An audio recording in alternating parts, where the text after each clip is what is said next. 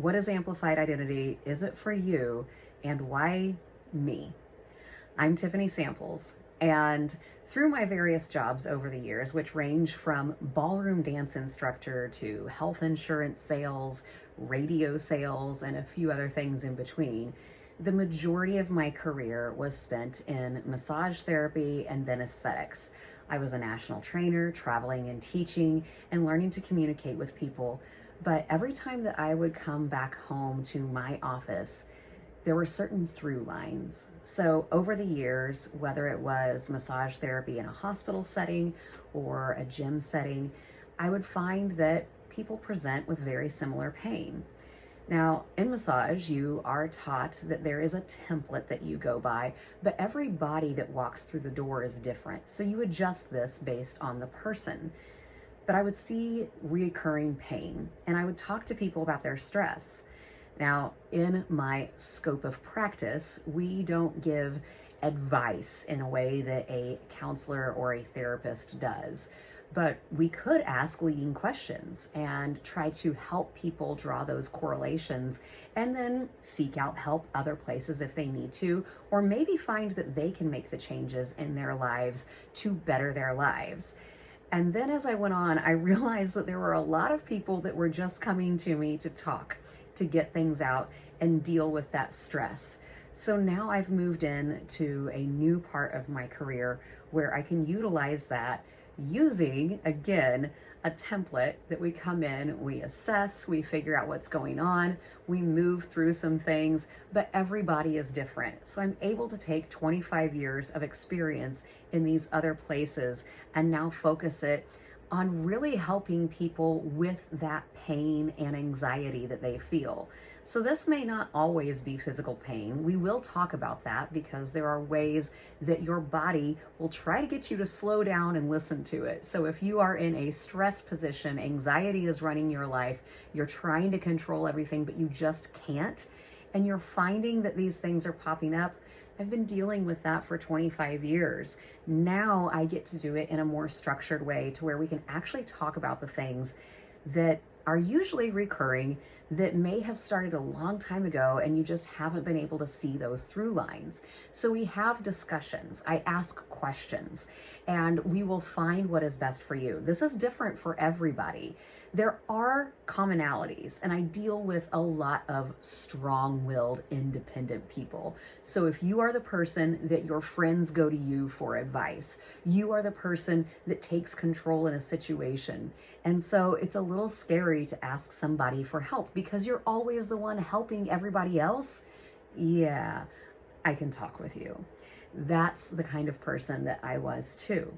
Always taking care of everyone else, always helping, and quieting my own traumas that I had been through, big T and little t traumas that we deal with, and saying, it's fine, it's not as bad as someone else has it, I can deal with this, and just going through headstrong, and then wondering why I wasn't getting where I wanted to be in life. And it wasn't until I really sat back and looked at everything and said, why? Why, when I am so accomplished? I'm smart, I'm intelligent, I can figure things out, I'm resourceful, and I'm kind to people. Why aren't I further in my own life? Why am I not comfortable in my own life? That I started seeking out ways to resolve this for myself. So I went through the coaching process with the connection effect, the root and rise method that we use here. And I have also been obsessed with everything self-help for nearly 30 years. So I continue to read books and find ways that when a client sits in front of me, this may work for this person, but this person needs it a different way. But if you are a person who anxiety and that need to control things is running your life, and yet you feel completely out of control a lot of the time and just waiting for the next thing to happen to try and actually live your life, then this is probably for you. That's where I was. I was able to go through in a trauma-informed way and deal with a lot of the things that have been following me my whole life that I didn't even realize were still showing up. And now that I've seen them, I can't unsee them. So little by little, I work on myself, and that's what life is. And I help other people find those things too. So if you're looking for answers that you maybe haven't found in other places, then let's talk. We can have a readiness assessment and see if this is something you are ready for. Also, if it's not, that's fine. This is something that both parties need to come to wholeheartedly. So there's a list of resources on my page as well, where you can find if you need therapists, if you need counseling, if there are books that you want to read in the meantime.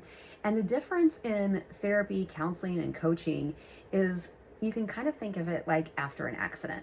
If you have been through some sort of traumatic injury, then you may need physical therapy. You may need a doctor right away. And then later on, you go to a massage therapist or someone else that is going to be in a different type of setting. So very similarly, if you have recently been through a large trauma, then you may need to talk to a counselor or a therapist to get through those acute things. When you are ready to move forward and start to do that rebuilding on your own, that's when you would maybe reach out to a personal trainer in the physical world, or in this whole body world, you might reach out to a coach when you're ready to do the work as well. So if you are, click on that readiness assessment and let's talk and see if we can't clear away all that noise that's so busy in your head to find your voice again.